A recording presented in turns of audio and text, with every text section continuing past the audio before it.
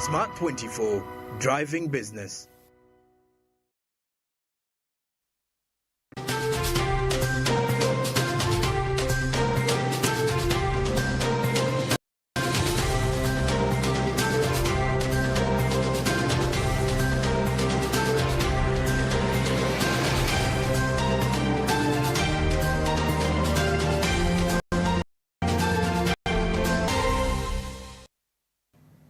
Botere kasukubulira omudigido ogw'omanyira wonti Agafa Mubyobusubuzi gaba gagobye bumale nze direction ekiwalabye ndine gwini buyinza nakawuki ennaku z'omwezi ziri 11 mwezi gwa mwenda mwaka 2024 nyogero kubanga kulisa yona gyotambulidde n'ebyo nabyokoze nya tusooka agolwayo tulabe emitwe emikulu bwe nkomawo emboozi enyume ebikulembedde Agafa Mubyobusubuzi basente babeekobanya okutunda ekyalo batunudde ebiriroliro mu lukiiko abatuuze bagamba bafuuka babbulooka gavumenti edduukiridde abeekasese n'obuwumbi bw'ensimbi buna za kuyamba abaakosebwa omuggannyamwamba ab'e Fort Portal batuuse okwebikka kasasiro abakulembeze balaajanidde gavumenti ebayambe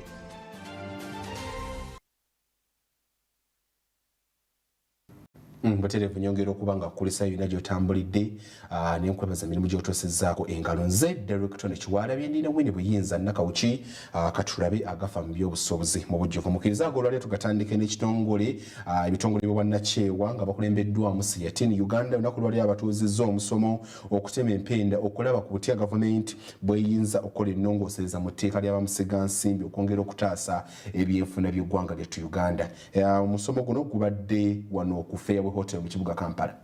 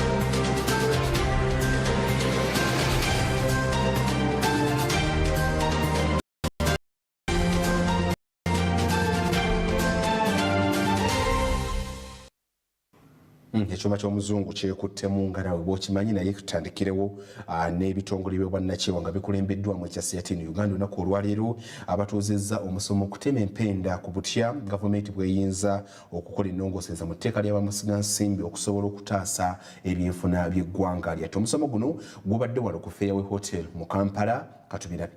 Okusinziira kwa lipoota eyafulumizibwa banka enkulu eya Uganda okusiga ensimbi okuva ebweru w'eggwanga kugenze kweyongera ng'omwaka ogwedde kwatuuka ku buwumbi bwa $2 mu obukadde 9 mu mwaka gwa 2023 bw'ogeraageranya n'akawumbi ka $1 mu obukadde 4 omwaka 2022. Wabula okusiga ensimbi kweyongedde okufuuka ekintu ekityoboola eddembe ly'obuntu n'obutonde bw'ensi ekireesewo okweraliikirira okw'amaanyi mu bantu saako n'abo abali mu bitundu eby'enjawulo. To review, to start on the journey to campaign for a review of the Investment Code Act 2019. Gavumenti ya Uganda yavaayo n'essaawa etteeka ery'okusiga ensimbi erya 2019 wabula teribadde mu buwaayiro obukwata ku ddembe ly'obuntu ekireese bannakyewa okwagala liddemu litunulwemu. Wano ekitongole ekya nnakyewa ekya Siyatini kikunze ebibiina bya nnakyewa ebiri mu kabondo ke kamu okulaba nga baddamu okutunuulira etteeka lino. Jenny Nalunga akulira Siyatini Uganda ategeezezza ng'enkola y'okusiga ensimbi erina okusinziira ku nteekateeka y'eggwanga ey'enkulaakulana ey'omulundi ogwokusatu. In our national development plan should be a tool not a standalone. So that means we need to have a clear roadmap. And the roadmap is there. About 2 weeks, is it a week ago, there was that strategy of that 10-fold development strategy that every year, maybe Robert, you'll be able to talk about that. Because we need to frame our investment policy within a certain context, our context. Herbert Kafero ono nga wabyempuliziganya mu Siatini Uganda annyonnyodde nti etteeka lino erifuga bamusiga nsimbi lirimu ebirumira nga baagala gavumenti eveeyo ekola ennongoosereza olwo gavumenti erimu okufiirwa ensimbi. Nga y'okukola ennongoosereza mu tteeka erifuga bamusiga nsimbi Investment Code Act 2019. Etteeka lino bwe twakola okwekenneenya twalaba nti etteeka lino liyina ebirumira bingi. Ebintu bino bwe tuba nga tetubitereezezzaamu oba nga gavumenti ekoze ennongoosereza, eddembe ly'obuntu, eddembe ly'obuntu ddala abantu abali mu bitundu ebyo bamusiga nsimbi gye balina amakolero, gye balina amasamba n'ebintu ebirala bijja kwongera okutyoboolwa. Ate ne gavumenti ejja kwongera okufiirwa ensimbi ze yandifunye oba n'ebiruubirirwa tejja bituukako byeyagala okutuukako. Kubanga gavumenti yaffe eno bwe yaniriza bamusiga nsimbi tebaaniriza nti bajje bakole bye baagala. Eyaniriza bamusiga nsimbi basobole okutuyambako ku bintu ebimu.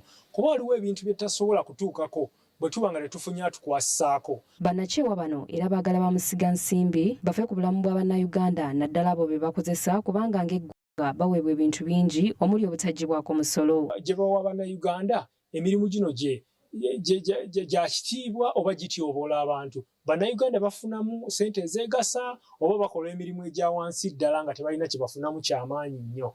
Naye ate n'ekirala okuteekawo obukwakkulizo nti bw'otakola kino nga musiga nsimbi satifikeeti ye ejja kuggibwako. Kubanga lwaki tuwa abantu ebbanga ddene bamusiga nsimbi okuba nti tebawa misolo, tubawa ettaka lya bwerere n'ebirala naye ng'ate balina bye batatuukiriza. Tubeere nno ekintu ekyo nga tukola ennongoosereza mu tteeka naye ate n'okulondoola emirimu gye bakola okulaba nti tutuuka ku biruubirirwa byaffe ng'eggwanga. Wano omubaka wa Paalamenti atula ku kakiiko k'ebyenfuna Dennis Ogutu wasinzidde n'attottola ebizibu abakozi bye bayitamu na lwaki gavumenti yandivuddeyo n'ekola ennongoosereza. We've passed laws that at times end up not serving the people. And there becomes a strong case to have such laws reviewed so that they align to the priorities of the people. In relation to this investment code, we have several times seen our people, traders, communities complain. We've had cases where someone comes with $1,000 and purports to be an investor, is engaging in trade that ordinarily should have been for the ordinary people. Then the question is, does the investment code address this kind of problem? We've had our people disadvantaged in many ways. Others are sometimes dispossessed of their land. So if there are legal frameworks in place to deal with this kind of things, are they effective? I think the civil society is trying to bring these issues up for our attention so that we can dialogue and see what we can do to strike a balance between the desire to attract and promote investments and also safeguarding the interests of our people. Naomi Namusoke, Agafa Mubyobusubuzi. Tweyanza nnyo Naomi Namusoke ate bwe tukyosobola nga tetugendako bannaffe ab'ebibiina by'obwannakyewa banjudde kaweefube okutereereza gavumenti kw'oteeka n'abagabirizi b'obuyambi okugatta bannansi mu kaweefube w'okukulaakulanya ebitundu.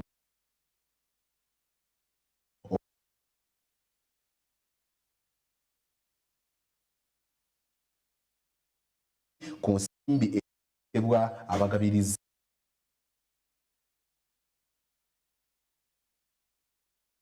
tulina bituŋŋaanyirizaawo katubirabe.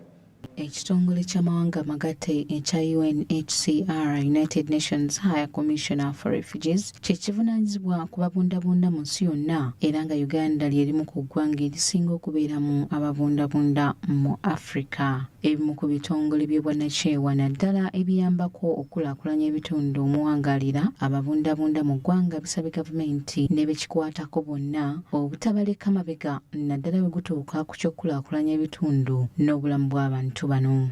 Ensure that aspects around localization are gaining foot in the work that we do. And what this essentially means about localization is to ensure that the mantle of development, the baton of development, is transferred from the INGOs, which are the international non-government organizations, to the national organizations, so that we can actually see the national actors taking lead, providing local leadership, providing local finances, providing local expertise, and even in the design and implementation of the programs, that a program that is being implemented somewhere, say in Kotido, would be designed by the local actors, it would be implemented by the local actors. Bano bagamba nti ebiseera bingi wesanga nga abagabirizi bamala akaseera akagere mu kitundu nga bakikulaakulanya batuuka ne baddayo ewaabwe, wabula bagenda n'ebintu byabwe byonna bye baba bazze nabyo nga n'enkulaakulana mw'ogitwalidde, so nga singa baliko abantu be basobola okubirekera biba bisobola okusigala nga biyamba eggwanga n'abantu bennyini. Get us onto that table. Let us also have the decision. And we are also saying that pass the 25% funding to local and national actors, because generally the grant bargain was signed by different donors to get more means into the hands of the community. Now, who are the community? Who should work with the community? It means now the community should now pick up, get themselves organized, and roll the interventions, and now use the investment. We have seen very many huge investment being poured when disasters strike, when influx of refugees are in the country. But what happens when the international organization leaves? They leave with all their capacity, they leave with, there's no sustainability in the community. Banira basabye wabeerewo obwenkanya mu kugabana ensimbi eziba ziteereddwawo mu kulaakulanya ebitundu by'abanoonyi b'obubudamu, nga bagamba nti emirundi mingi ebitongole eby'ebweru bikozesa omukisa guno ne bitwala ensimbi nnyingi, ate nga n'ebyawano bisobola ddala okukola omulimu gwe gumu, si nakindi ogusingawo. We are looking at a partnership that promote a win-win situation, not one being the boss and the other a servant. In many situations, as an organization, we work,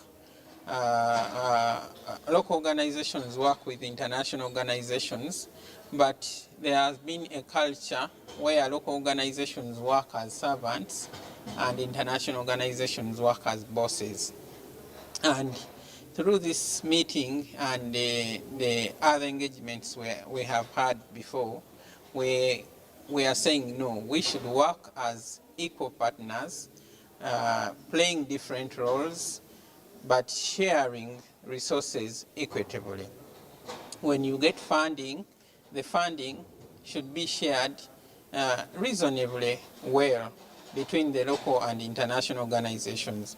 Wabula ye Minisita Minsa Kabanda ate nga yakiikirira Ssaabaminisita w'eggwanga ategeezezza nti baakwetegereza ebirowoozo by'ebibiina bino era babyanjulire Cabinet. Ono agamba nti ababundabunda balina okuyisibwa bulungi kuba ne bannayuganda batambula mu mawanga ag'enjawulo ne bayisibwa bulungi. Disaster. That waliwo abazze politically nga bazzeemu enensi okwangana banoonya obubudamu.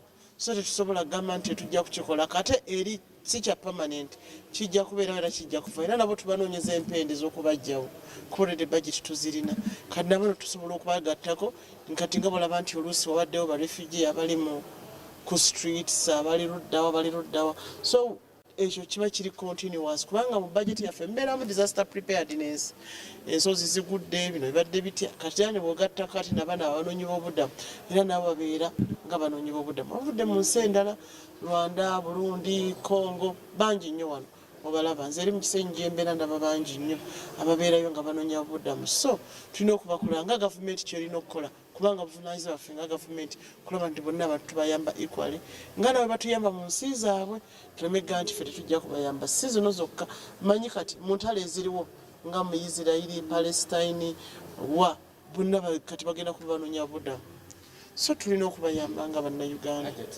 Samlanifa, Agafa, Mubyobusubuzi. tuyanze gate bwe tweyongerayo gavumenti olunaku olwaliira effulumiza enkalala z'abayizi abasobodde okuba nga basunsuddwamu bano nno nga bafunye loan okuba nga bagenda kwongera okufuna ebyenjigiriza oba okusomesebwa ku bwereere mu matendekero aga waggulu. Tubaddeyo katubirabe. Mu mwaka gwa 1997 gavumenti yakuno yavaayo n'enkola ya Bonna Basome okusobosa abaana b'eggwanga bonna okubangulwa kw'obwereere. Mu nteekateeka eno abayizi ba pulayimale baafuna okubangulwa kw'obwereere newankubadde nga waaliwo ebibuuzo bingi ku ki abayizi abali bamaliriza pulayimale kye balina okuzzaako kubanga bangi ku bo tebalina busobozi kweyongerayo mu siniya. Kino kyawaliriza abakulembeze mu mwaka gwa 2007 okuvaayo n'enkola esobozesa abayizi abaliko mu mutendera gwa siniya nabo okufuna ku mukisa okulaba ku lubaawo ate nga tebasasudde wadde omunwe gw'ennusu. Olw'okuba omuwendo gw'abayizi abali bafuluma okuva mu sekendule gwali mungi ate nga n'ebyenfuna by'abantu si bye birungi, ekyo kyawaliriza gavumenti okuvaayo mu mwaka gwa 2014 okutandika okuwola abayizi ensimbi ng'omwana azisasula amaze okufuna omulimu. Olunaku olwaleero abakulu abakwasibwa eddimu lino bayita Higher Education Students Financing Board bafulumiza enkalala zaabo bannamukisa abagenda okuganyulwa mu nkola eno. Honourable Minister, the number of tertiary institutions benefiting from the scheme has continued to grow from 12 universities in the academic year 2014-2015 to now 25 and 33 other tertiary institutions. My universities are attaining charter status that qualifies them among the eligible institutions. And the most recent one, Honourable Minister, is the Mutesa One Royal University and the University of Kisubi. I'm happy to inform you that these universities joined this year and they have been able to award learners in those universities. Enkola eno y'okukwasako abayizi ebisale by'abayizi yatandika mu mwaka gwa 2014 nga butuukidde omwaka guno abayizi abasoba mu 1,000 be baganyuddwa mu nkola eno. Ku bano kuliko abayizi 4,000 abasomeseddwa obusawo, abayizi 4,000 bakuguse mu bwa injiniya, ate abasoba mu 2,000 mu byuma bikalimagezi, ng'ate abawerera ddala 1,000 be bakuguse mu by'obulimi, nga n'omwaka guno abayizi abasoba mu 1,000 be bagenda okuganyulwa mu nteekateeka eno. Bw'abadde afulumya enkalala zino minisita omubeezi w'ebyenjigiriza Jesse Muyingo akkatiriza obukulu bw'okufuna looni eno. Tukozesa ssente ezituweebwa ze tuyita nga tuwolebwa ssente ezirabirirwa board ya student loans, Higher Education Student Loan Scheme. Nze nga minisita omulimu gunkyanyudde nnyo, omulimu ogukoleddwa board ngusiimye nnyo. Lwaki? Kubanga abantu bagukoze n'okwagala n'obumalirivu nabeera transparent nabeera beerufu. Nsanyuse nnyo okulaba nti ku mulundi guno namba y'abaana abawala abagenda okuwolebwa ssente zino yeeyongeddeko kinene nnyo, over 40% this time ate nga bulijjo tubeera mu 2020. Nsanyuse nnyo okulaba nti ne universities ezigenda okusomesa abaana baffe mu Uganda nazo namba yaabwe yeeyongeddeko. Nga zeetereza zitya? Newankubadde enkola eno esobodde okuyamba abaana b'eggwanga okufuna ebyenjigiriza eby'obwereere, bangi balemeddwa okufuna emirimu okuzzaayo ssente zino era nga baagala gavumenti ezibaweere ku bwereere, era nga minisita ayogedde bw'ati ku nsonga eno. Njagala ensi etegeere nti zino ssente zetuwa abayizi okusoma ku mutendera gwa waggulu, matendekero aga waggulu, si za bwereere za kusasula wazeewo za kwewola. Kyetuba tugamba nti abaana bazifuna mulina okubeera abeegendereza, musome nnyo, mulabe nga muyita ate mufune omulimu. Ekyokubiri, olyange naga nti ate banaku nnyo tetusobola kuba wera bwereere nga amaze okusoma. Mu Uganda ejja kugamba bwe nti skiimu eno oba enkola eno yateekebwawo teeka palamenti yalikola nti lirina kuba loan Minisita era alaze ensonga lwaki abaana ab'obuwala be basinze okufuna mu nkola eno okusingako ku baana ab'obulenzi, kw'oteeka n'ekyokuba nga enkola eno esinze kuyamba bayizi abasoma ebya ssaayansi. Ennaku zino mu masomero kumpi buli omu amanyi nti bw'otokola sciences oyinza obutanguyirwa kufuna mulimu. Career guidance programs nyingi mu masomero, ate n'amasomero okuva ekyo kyabeera very clear. N'amasomero mangi agazimbiddwa kati galina laboratories, galina ebikozesebwa mu science buli bataabanga nabyo. Kati science ng'ejja musomesaamu n'ennaku zino anywa nnyo okusinga liwe kyabanga nga abantu bakulaminza bintu. So ekireetedde abawala nabo okutandika okunyumirwa science, okutandika okunyumirwa ebigenda mu maaso, era namba zaabwe kati kumpi zitandise okubalansinga n'ez'abalenzi. Luli twamanyanga nti science wabasajja wabaami, naye kati mu mwana omuwala akimanyi kyasobola kuba ne banne bakisobodde okukikola. Ate bwe tweyongera minisitule y'ebyobulambuzi esabye gavumenti eveeyo okugyongera ensimbi mu mbalira y'omwaka ogujja kuba eno eyongedde okuwa abavubuka emirimu nga kati bali ku bitundu 6 ku buli 100. Bino bibadde mu kutongoza omwezi gw'ebyobulambuzi okugenda okubeera ekaseese, era bannayuganda basabiddwa okugwettanira olwo ate baleme kubaamu na kutya kwonna olw'amataba gabadde mu bitundu bino kubanga beetegese mu buli mbeera yonna. Okusinziira kwa lipoota okuva mu kitongole ky'ebibalo mu ggwanga ekya Yobotsi ey'omwaka oguwedde yalaga ng'ebyobulambuzi bwe bikola ebitundu 3.8 ku byenfuna by'eggwanga. Bino biwa abantu emirimu ng'abasoba mu kakadde kamu mu emitwalo 80 be bafunyeemu.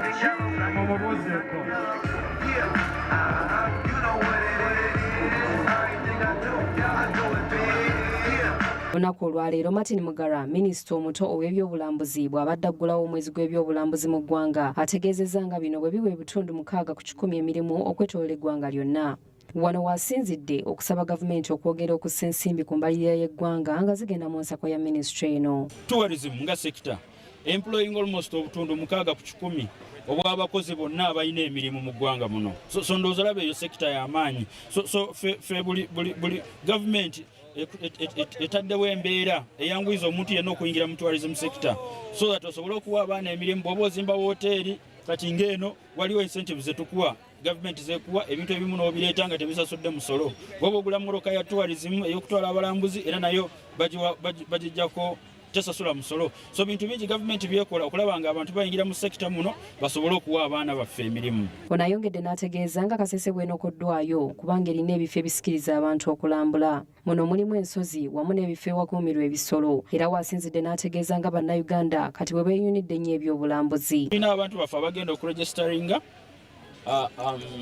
abantu abagenda okujja abantu nga 3 oba 4 betugenda okugenda nabo era mujalaba abajja basharingira ku platform bwe mulina okuregisteringira nga baguddewo tujja batusharinga ku platform zaffe naye oba tosobodde kujja naffe oyinza okujja nga bw'oyagadde oba n'emikwano gyo ne mufuna mmoroka ne mujja ne mubeera naffe ekaseese naye bw'oba tosobodde obudde bwonna eggwanga liri open. Genda oba tosuze Kasese, genda mu Queen Elizabeth, genda e Kimbulo, genda e Kidepo, eri Karamoja, genda ebifo byonna birungi bya kulambula ate bya layisi. Okulambula wano mu parks zaffe ezisinga tusasuza ba East African tusasuza emitwalo egiwera 2 gyokka.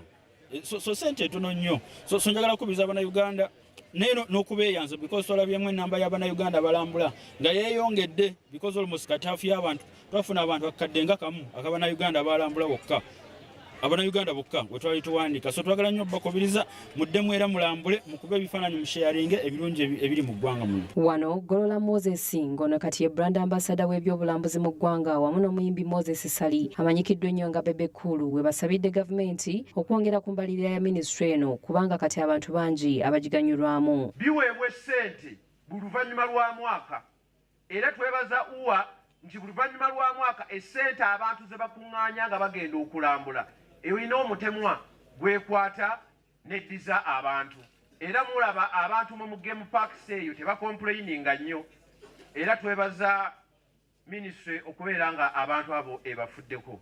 Twongera okwebaza uwa okubeera nga yateekawo enforcement ey'amaanyi.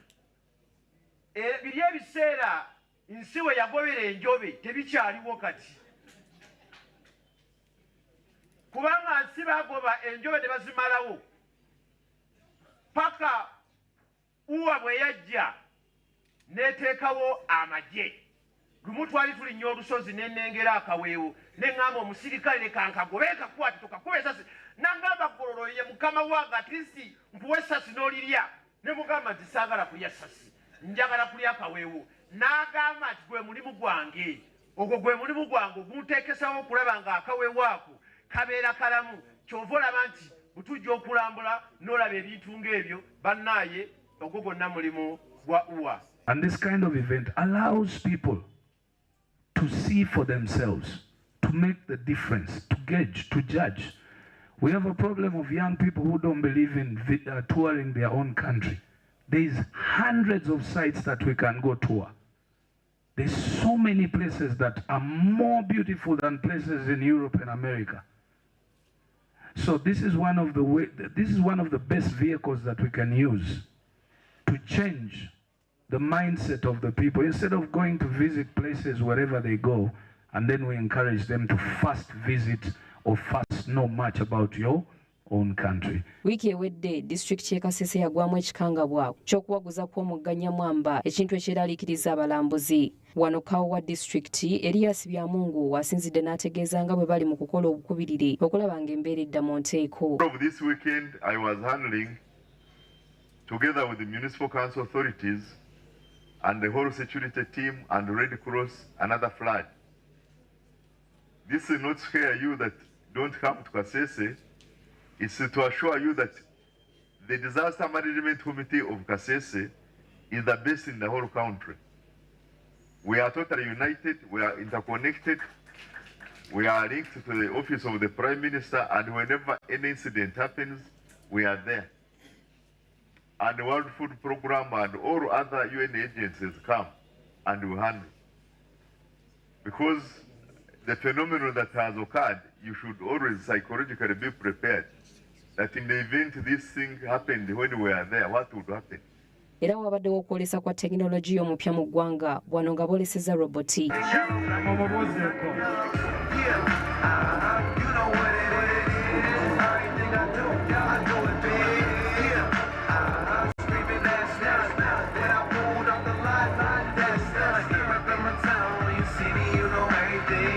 Top guest to take a quick photo with it, Honorable Minister. Oyaze kubuuzaako. Honorable Minister. Naomi Namusoke, Agafa Mubyobusubuzi. Bambo bitwakoma kubanga tumulaba mu film. Kale emboozi eyo Naomi Namusoke ekituusiza mu bukomekerero y'ekitundu kyaffe kino ekisoose katumulemu ku bwe tukomawo bingi bitugenda okwongera okuba n'abatuuze tabukidde abakulembeze b'ekyalo babalanga kwefuula ababbulooka.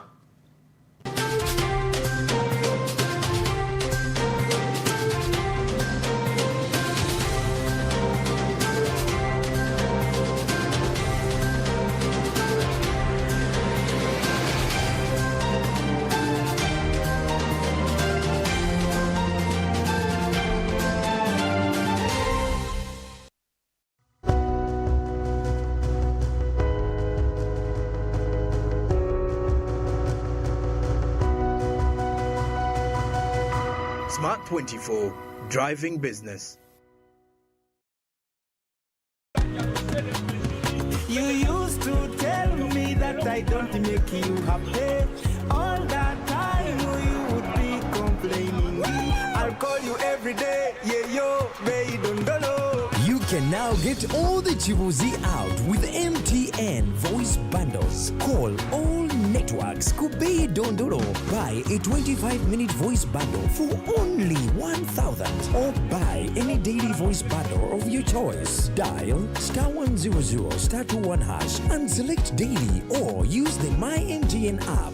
When we talk together, we are unstoppable.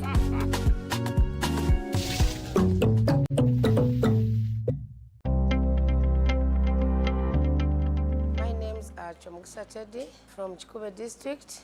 I'm a businesswoman in fashion and design. I've been doing this for almost 10 years. what I know before I came, it was making gomez, trousers, dresses in Bitengi, and some shirts in Bitengi for men. Been here for 1 month, but I've learned how to stitch a trouser with a behind pocket. I've learned a long sleeve shirt with a placket. I've learned how to use a button machine. On shirts, there's a button machine we use. You place the button machine, you put the buttons on your shirt. I've learned how to use a baby lock machine. When I go back to Chikube, first and foremost, I know now, since I have knowledge, I will have to extend my business. The message to Grow Project is to support us as women, because not only me, not only who is there down, others are being left there. I want all of us to be lifted at a goal as women in my district of Chikube. Again, the project of Grow continues supporting us. As I have told you, that fashion and design is wide. We need more trainings.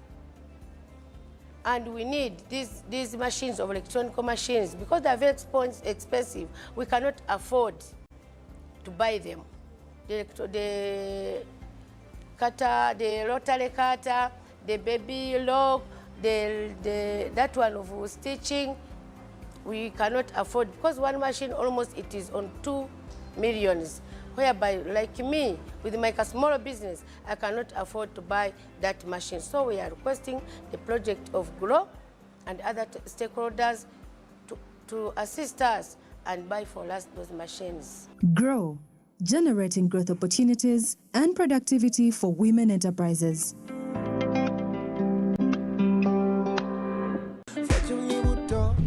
Cooking oil like no other makes your meal so sweet and scrumptious. The taste of Uganda, yeah, the taste of Uganda,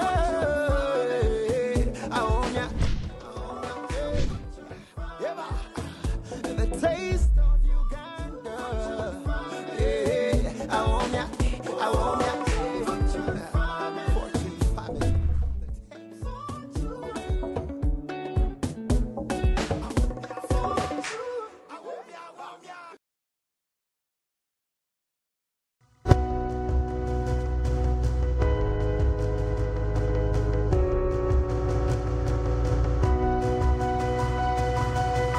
Smart 24, driving business.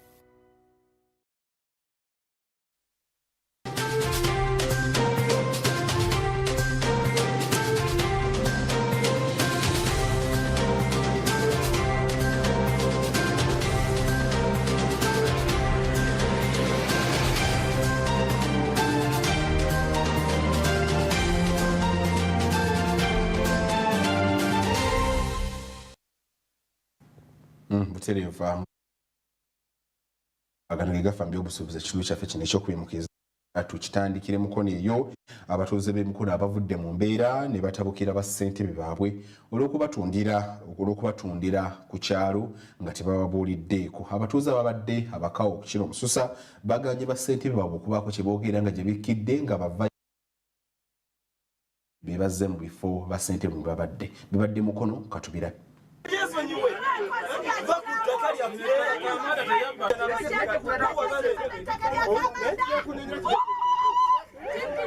Bassentebe ba LC esooka ne LC ey'okubiri batooyanye bwe zikala abatuuze be babatuuzizza mu kkooti y'ekyalo kwe batadde okubasikambula ebitogi nga babavunaana okufuuka babbulooka ne baleeta abagagga ne bagula ettaka lyabwe okwo kwe batudde ne baleka abatuuze nga babundabunda. Abatuuze beewuunya engeri abakulembeze baabwe gye bagenda mu nteeseganya ezitunda ekyalo ng'abantu bannannyini bibanja tebamanyi paka lwe baateeka emikono ne sitampu ku ndagaano eziraga obuguzi.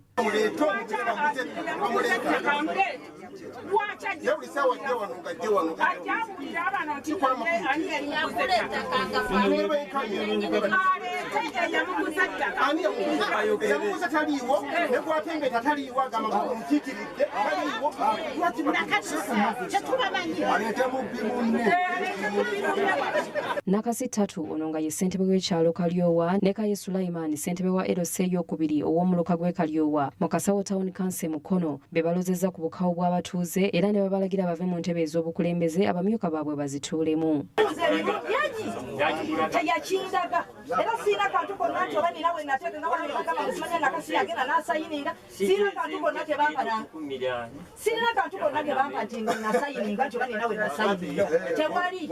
Nakasi ne Kaye bafubye okwewozaako nga bwe batalyanga ku ssente nga batuuze tebawulira. Nakasi agambye nti ekyamutwala ewa Kamulegeya yagendayo ng'omukulembeze wabula teyagenda kussaako mukono ku kutunda ttaka.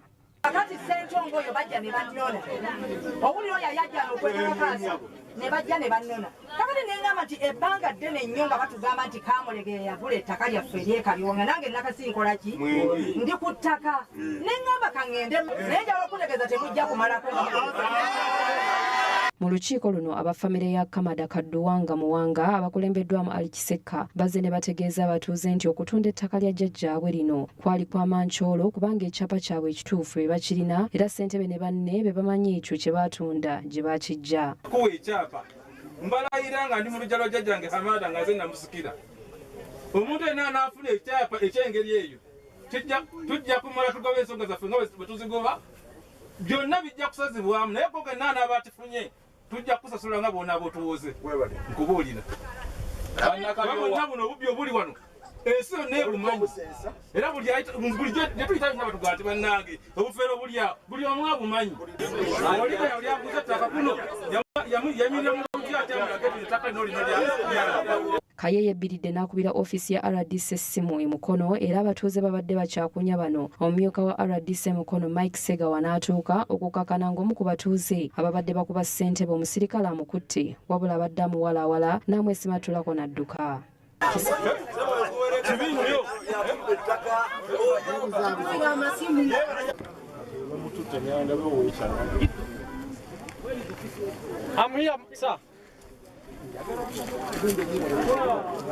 Sekka alabudde abo bonna be badyekadyeka okuba ebyapa ku ttaka lino nti bye balowooza bifu era tebeetantala okuyingira mu bufere buno. Ami oli sento bagamba yagula nefe tuli ku kyalo kuno twaddeko ebbanga tetumulabangako nga nze nti twagulawo wadde wammwe ettaka lyamwe twaligula kusubira amateeka gagamba oba ogenda okugula ekintu soka ogende batuuze oba yakuguza asobola kulambula ekye omukulu oyo bagamba yagula nefe tuli ku kyalo kuno twaddeko ebbanga tetumulabangako nga nze nti twagulawo wadde wammwe ettaka lyamwe twaligula kusubira amateeka gagamba oba ogenda okugula ekintu soka ogende batuuze oba yakuguza asobola kulambula ekye. Segawa ayise omu ku bagambibwa okugula ettaka lino nga ye Haruna Ssentongo Kamulegeya era ono bw'azze akakasiza nti mwannyina Sarah Nakato abeera Malaysia yagula ettaka lino okuva ku omu ku bafamire y'omugenzi Kadduwanga ayitibwa Moses Damulira. Segawa asabye abatuuze bakkakane era baleke bassentebe batuule mu ntebe zaabwe ng'ensonga zino ofiisi ye bw'egezaako zigonjoola. Kiri mu mannya ga Sarah Nakato. Baganda bange bagamba nti ekyapa nabo bakirina ekituufu era kyesiwakanya kuba sinza asalawo naye bwe tugenda mu maaso nga tusika busisimuguwa ne tusooka tugamba nti ati ffe tusobola okulwana ng'abantu naye ate waliwo bekijja okukosa ki ennyo ng'era omukulu obudda wabakola ki wabanyonyola mu bulambulukufu bw'ensonga eno sinze nagula ettaka mwannyinaze ye yaligula. Ttaka ensonga za ttaka zifuuse ettaka bassentebe nabo bewuliriddeko Mukono ate bwe tweyongerayo oluvannyuma lw'omugganya mwamba okuwaguza ne kukosa gavumenti yeeku tadde ebbali neweereza abantu b'e Kasese okwongera okulaba nga basitula mu byenfuna. Kuno nno gavumenti egasseeko n'ekyuma kiyambeko mu kuddaabiriza omugga Nyamwamba. Katubirabe. Sabiti wedde abatuuze mu munisipaali y'e Kasese bakozebwa amataba oluvannyuma lw'okuwaguza kw'omugga Nyamwamba. Amataba gano okusinga gaakosezza entambula ne bizinensi ssaako n'amayumba agasukka mu 2 ne gasaanawo. Wabula gavumenti ebadduukiridde n'obuwumbi obusoba mu 4 ssaako n'okubawa ekyuma kya D10 okusobola okutereeza omugga Nyamwamba obutaddamu kusannyalaza mirimu.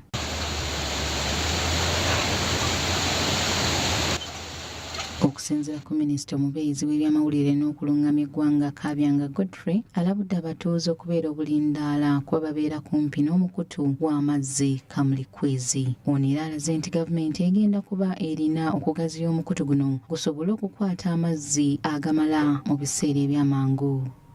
The river has left channel to now to town. But now, if again the volumes increase slightly from that normal channel, it will be another thing. So people should evacuate from the channel and go at least 200 meters away. But I am going to add my voice on what the leaders here have already sent to Kampala, so that the office of the Prime Minister comes in immediately, and then you can see what follows next. Mustafa Kikyusa omuwandiisi w'obutyabaga mu disitulikiti y'e Kasese alaze nti ab'obuyinza bagenda kussa mu nkola okuzimba n'okugaziya omukutu gw'amazzi Kamulikwezi awatali kulemererwa. Wabula agamba nti waliwo abantu abagenda okukosebwa oluvannyuma lw'ekizuula nti amayumba agasinga gali mu kkubo ly'amazzi era nga gaakusaanyizibwawo. Leader who does not join this consent will be accountable, and any civil servant should be part of this to make sure we implement policy. No one should put in politics. We should save lives, and people should be responsible for themselves. They should not wait until they are told to vacate abantu balomwesha nyumba for their security, not for the security of others. Muyindi Bukombe Elifaazi LC5 Kasese yasabye gavumenti okugula ekyuma ekisima ekya D10 okubeererawo ddala ng'ekyokwerinda singa embeera ebezzeemu so si kukyeyambisa nga mbalala buli kaseera. His Excellency the President of the Republic of Uganda to give us machines. Yes, we know our regional headquarters is in Mbarara for works and transport, but we are saying since Kasese is vulnerable, we need to have those machines permanently placed here, and we are going to push for that. But that one is not even a solution. For me, I see the solution that is going to work, which I want to bring to my executive tomorrow, if they buy the idea, is that we need to create hills, small hills, like that one near this Bishop Nassans. That one was created as a result of water flowing to the town that was going to Sauriaku market, and they created that hill. So we want to ensure that we convince government and we create such a hills right from road barrier up to the airfield. Once we create such a hills like that one which is created in Cobalt, which was done, you all know that there was no hill there, but there is already a hill. So we want to suggest to government from that recommendation, and I know they will buy it because it is not even more expensive than the 17 billion which they have sunk in Kirenda, which has not helped us much. So we want to make sure that once those hills are created, they will act as a barrier, and that will be a long-lasting solution.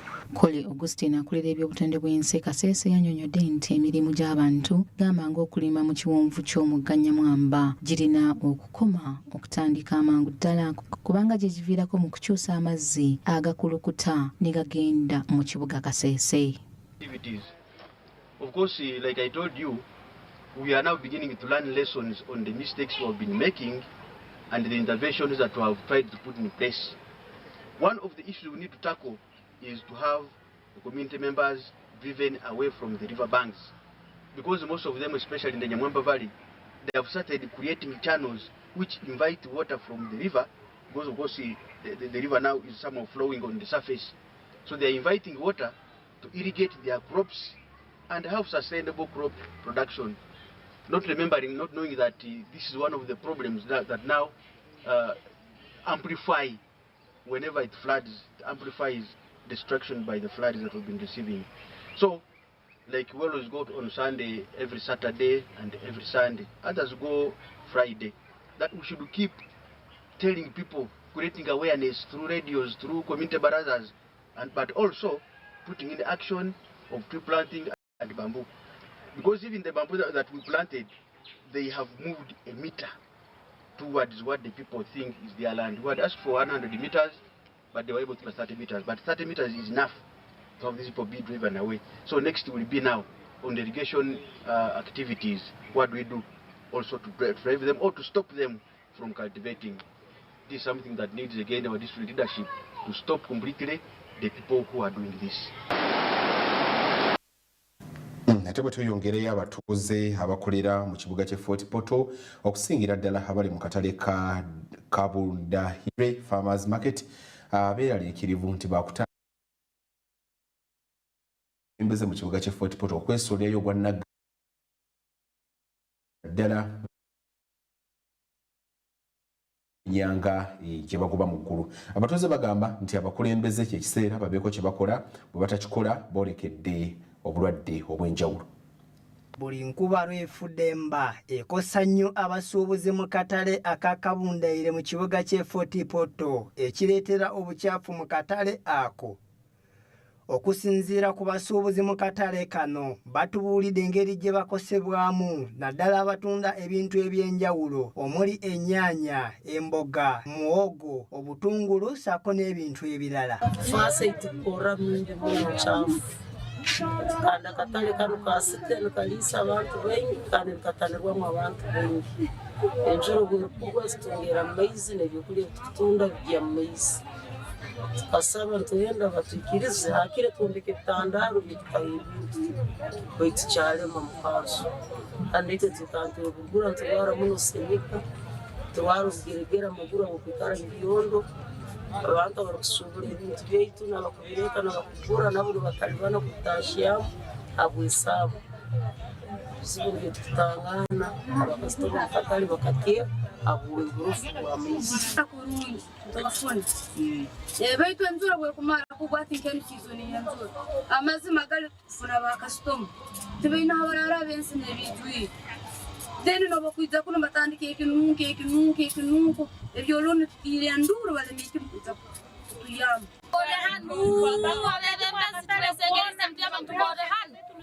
Tukora ngurafu bazo banzorole tutakuga kurwale no kurwalidora ebyisi. Neso heranzu. Kejja Bwango Stephen amyoka ssentebe w'akatale kano aka Kabundahire Farmers Market asabye bannabyabufuzi okubadduukirira okusobola okubatereekeza enguudo ezigenda mu katale kano. Badibisa abebulayamba dibisa abakawunugirwa kyazo ngijja wakahera nzire nireeteza kudusa kujunda baitu nsaba akubateekaniza okuguudo luno nalukaba kurungi. Ekimanyi government sense ko tatuza mbuye kurungi baitu ekimanyi ko bazibaziroho muza mutima aroho nkamya waitu abakwataniza muna bakuru wetu abayiguru ekibali kitukora harugudo runo kutahamu runo urtekeno no mpande ga mamaiko oguru ekishoka kini saba ya amani muno haguru gwenjura ntusaba hakira muza betu yambere buli ekimaye mu museja murungi naturereza kandi ngozi y'abantu agaruka jatekanirize kurungi akuba enjo kumakugwa okuja kumunyanya no butunguru nana mberendi tukumanganwa muno business zetu nsangitangana kujunda mbwirobu abenyanya mbadibisa. Abasuubuzi basabye gavumenti eveeyo ebayambe kubanga n'ebintu byabwe tebikyatambula olw'ebbula ly'abakasitoma mu katale kano. Enjura bwekugwa ebisaabu nigubamu nora tutiroho n'amabaali. Bakasitoma bakwita sometimes nibakwatira nakulukumu tubakwikara. Gavumenti tugisaba ekintu kimu batusesera mara muyo n'emara. Zinga muno hona nabateka mara nikibani kitukora. Nakasitoma ndanafuna bakurubana. Hati muno vale niwona bweterire. Bannabyabufuzi mu kibuga ky'e Fort Portal betwogeddeko nabo naddala meeya w'ekibuga Muhumuza Richard bw'abuuziddwa ku nsonga eno talina kyawulidde okujjako amasimu gaffe.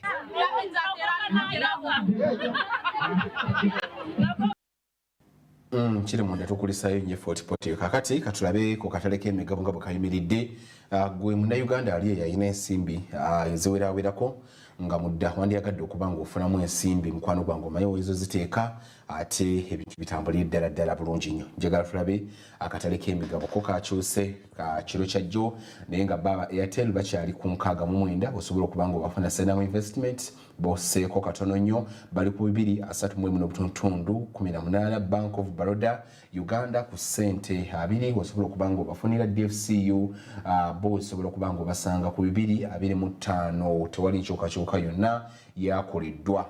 British American Tobacco kuguma kitundu tewali nkyukakyuka yonna yakoleddwa. Bannaffe aba Equity Bank Limited ku 1,247.8 bakyayambuseeko nnyo waggulu katono. Jubi Holdings Limited ojja basanga ku 1,467.8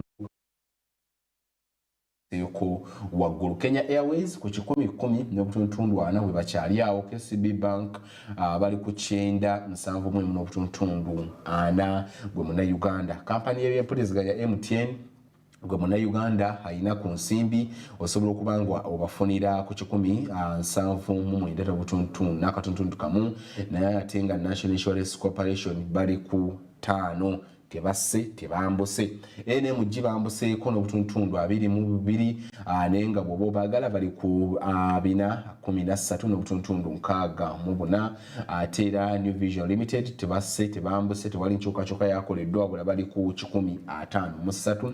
Stanbic Bank Uganda bali ku 4.25 bambuseeko waggulu n'obutuntundu 25. Quality Chemicals Limited bali ku 5.6 abo batu bakyayimiridde wetweyongerayo ne twetegereza bannaffe aba Uganda Clays Limited bali ku 10.7 umeme nga bulijjo balirawo ddala abo okubanga bakyuka gwe abaagala gwe muna Uganda nga mudde oyagala ofunemu ku nsimbi osobola okubanga obafuna ku 4.3. Nyongera okujjukiza nti essira tuliteeka nnyo ku kampani ezaffe ezawano ate gwe muna Uganda musobola okubanga ojja ensimbi oteyongera namuli Agafa Mubyobusubuzi atwala ebyamasomero mu disitulikiti y'e Kasese. Saith Ahebwa asabye amasomero agali okumpi n'omukutu gw'amazzi kamuliikirizi okubeera obulindaala nga bwe balabirira abayizi baabwe obutagwa mu mugga guno. Kino kiddiridde okuwaguza kw'amazzi ag'omugga Nyamwamba. Katubirabe Saith Ahebwa agamba nti singa abasomesa ku masomero nga Trusted Care Junior School, Royal Modern School ne 5-star School tebabeera bulindaala abayizi baabwe boolekedde okugwa mu mukutu guno ekiyinza okukosa obulamu bwabwe. Asabye amasomero agakoseddwa omugga Nyamwamba okubawandiikira okusobola okubadduukirira. The disaster committee has submitted the report to the relevant offices, but we should be on watch that those schools should make reports to inform further action by government. Remember, disasters are under office of Prime Minister, and in case of any support, that support comes from the office of Prime Minister. So those schools which have been affected by the floods should make special reports, which special reports will inform the decision of government to come to their rescue. They should not just sit there and just watch on. Karosi Kids Foundation mwesangibwa mu Saluti BM Division y'e Nyamwamba eyamba abaana abasoba mu 5 nga babawa ebikozesebwa mu masomero ng'ebitabo n'ekalaamu ebiyamba abaana okutuuka ku buwanguzi mu kusoma. Njeri shokali ya obutuko obunani nganga numuyihanizo ku karo bekabe kandamina mubuli ndekaro tusako ratusi lero mwana kayona mabibulane kyeriri karo amanya na utamwe ke bwacheye mama kuume ena kune yabantu bakanala bamu neru manyana mabana ka business na tasuburanga makara manyana mabana lisuburanga isiyandi mungi isina sitambuze mu mabandu yemikalire kaliremu andi naende no mwapaka ngarongo fuguferi hulia nanga senyane siyango mwapaka. Masika Caroline omukulu akulira ekitongole kya Karosi Kids Foundation agambye nti bawagira abaana abataliiko mwasirizi so si abo abalina abazadde baabwe abasobola okubasomesa. We plan on, if God gives us the grace, of course, and we get those both the local and international donors, or if we get support from anywhere, serious support, we can of course expand. We don't want to just support these 50 children. We want to support more, because there are very many out there who are in the same situation. You know, sometimes when we are giving out these scholastic materials, some kids come around who are not registered with us. You really you look at them like they also need something, but because you are planning for only 50, the materials and resources that are there are only for the 50 children. So you find yourself also hurting. They're also hurting, but then you have nothing to do. But we just pray that God blesses us with all those types of donations, so that you can be able to cover the whole Renzo region. Maybe I'm sure that can happen. We can support as many children as we want. Yasabye abantu okuwagira ekitongole kino nga beekola emirimu gyabwe okuyamba abaana abali mu mbeera embi. Grandmother you're leaving the kid has no way of supporting. So these are the kind of families we are looking at, and I think I should generalize it as kids in need. We are supporting all the children that are in need. Yes, though needs are very many. I'm not going to say that I'm going to support all the kids all the needs of the kid. Yeah, but we are just in the education part of the needs. Mohind Elifazi nga ye ssentebe wa LC5 municipali y'e Kasese era asabye abazadde okubeera ku mwanjo mu kusomesa abaana baabwe nga tamu ey'okusatu etandika ng'ennaku z'omwezi 16 omwezi guno. Yagambye nti newankubadde ebibiina nga Carlos Kids Foundation bijja okuyingira mu nsonga z'okuwagira okusoma kw'abaana, naye omulimu gw'abazadde gwe gusinga obukulu mu kuwa ebintu ebirala abaana bye beetaaga. They need to ensure that the children go back to school, because the child is right to be in school. Where you can't afford, try by all means to approach the directors of schools where your children learn from and convince them. At least if you don't have anything, talk to them to be able to accommodate you and be able to see if they can wait until when you can be able to raise money. And if we get such organizations that have come to our rescue, go to them, explain to them. If there is any resource envelope that can cover up a number of more children, you never know, you can be helped. But we are saying we should also not rely on donor, we should not become donor dependent. We need to see how best we can build our own ways of seeing how best we can help our children to go to school. Kiri munda akomekereza amawulire gafa Agafa Mubyobusubuzi mukkirize mbasebulire wano tulabagane olunaku olw'enkya mawulire gafa amalala naye nga tusobola okujjukiza nti amawulire gano tugaddamu